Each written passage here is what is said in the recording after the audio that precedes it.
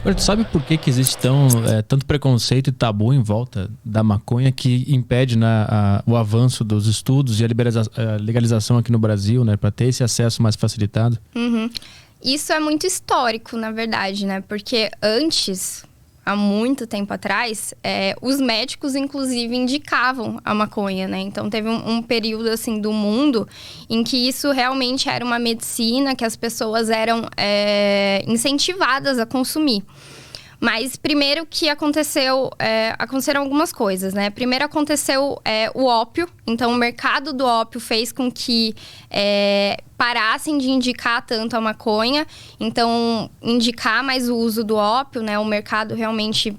Essa pressão capitalista, assim, de você indicar aquilo que vai favorecer o mercado. Uhum. E também acabou-se aqui no Brasil, principalmente, a maconha ficou muito...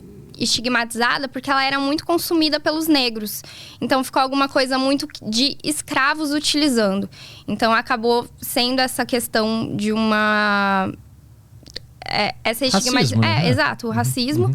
Né? Então, eles acabaram parando de defender a maconha e tudo mais. E aí, por muito tempo, a maconha ficou realmente uma droga da periferia, da favela, do negro. E agora que a gente tá conseguindo realmente voltar. E é muito legal que, assim, eu tenho visto algumas políticas de empresas de cannabis que estão tentando fazer com que a comunidade negra consiga ter o poder de volta sobre isso, sabe? Porque o mercado da cannabis medicinal, querendo ou não, é um mercado muito elitizado ainda, né? Então, tanto que poucas pessoas ouvem falar, poucas pessoas sabem que é possível consumir a cannabis de forma legal aqui no Brasil. Então, por exemplo, eu participo de um projeto que a gente está levando a cannabis para o Complexo do Alemão.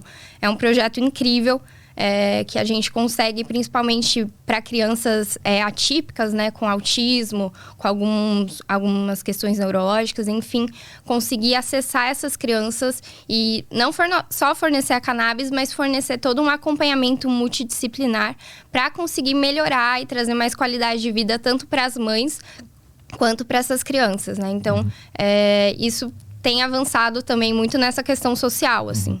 Já assistiu aquele, eu acho que é um filme documentário que tem na Netflix sobre a história da maconha? Eles explicam lá como que tá relacionado ao preconceito com o jazz e com os negros nos Estados Unidos, né? Uhum. Aí começou a rolar um monte de notícia no jornal, assim, dizendo que fulano de tal fumou maconha e matou a família inteira. Exato. Houve uma pressão da indústria farmacêutica para criar essas notícias, gigantesca, né? Então, tanto a indústria do ópio, a indústria farmacêutica, a questões sociais mesmo, tudo isso acabou fazendo com que a maconha fosse muito estigmatizada. E teve também, anos 70, a super guerra contra as drogas, né, também. Então, isso também fez com que a gente retrocedesse muito, né, nessa questão. E hoje em dia a gente vê que de fato são estigmas, né? Existem 0 mortes registradas no mundo por consumo de cannabis, né? Enquanto a gente vê o consumo de outras drogas ou, sei lá, o consumo mesmo de alimentos processados gerando muita morte. E a maconha, uma droga que é super natural, que é super isenta de efeitos colaterais, sendo ainda muito banalizadas.